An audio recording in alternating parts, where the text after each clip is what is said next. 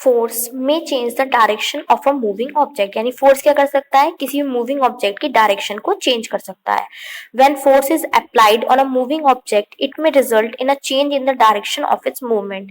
यानी अगर हम किसी मूविंग ऑब्जेक्ट पे क्या करेंगे बेटा, फोर्स को अप्लाई करेंगे तो उसका रिजल्ट क्या होगा, उसकी डायरेक्शन यानी उसकी मूवमेंट में क्या होगा, चेंज होगा. यानी उसकी जो डायरेक्शन है मूवमेंट की वो क्या हो जाएगी, चेंज हो जाएगी. For example, when a bowler throws a ball towards the batsman who hits it back, the ball changes the direction of its movement. यानी कोई बॉलर जो होता है बेटा, अगर उस बॉल को क्या करे, फेंके, किसकी तरफ फेंके, बैट्समैन की तरफ, तो वो क्या करेगा, उसको वापस हिट करेगा, तो बॉल क्या करेगी, अपनी डायरेक्शन चेंज करेगी. फोर्स में change the shape and size of an object.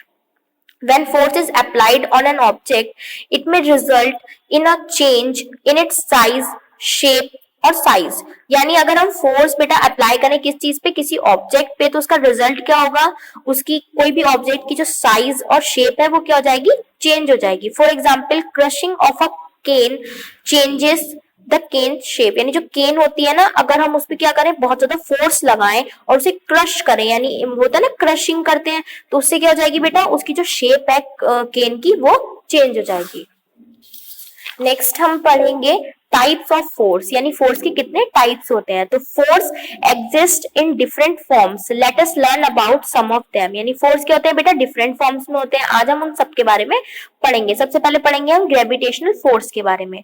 तो have you ever noticed that an object always comes down when throw upwards. यानी कभी आपने नोटिस किया है कि यदि किसी ऑब्जेक्ट को हम क्या करें बेटा, अपवर्ड्स, अगर हम किसी भी ऑब्जेक्ट को क्या करें बेटा, ऊपर की ओर फेंकें, तो वो हमेशा कहाँ आता है, नीचे की ओर गिरता है. तो why is it more difficult to climb up a mountain that coming down. तो बेटा डिफिकल्ट क्या होता है, why it is more difficult, यानी अगर हम किसी माउंटेन पे चढ़ते हैं तो उसके जो नीचे आना है वो क्या होता है बेटा, बहुत ज्यादा डिफिकल्ट क्यों होता है. तो this is because when we come down force helps us. ये तो बेटा इसलिए होता है क्योंकि जब हम नीचे आते हैं तो फोर्स क्या करता है, हमारी हेल्प करता है. Similarly, there is a force that acts on the object that is thrown upward and pulls it back.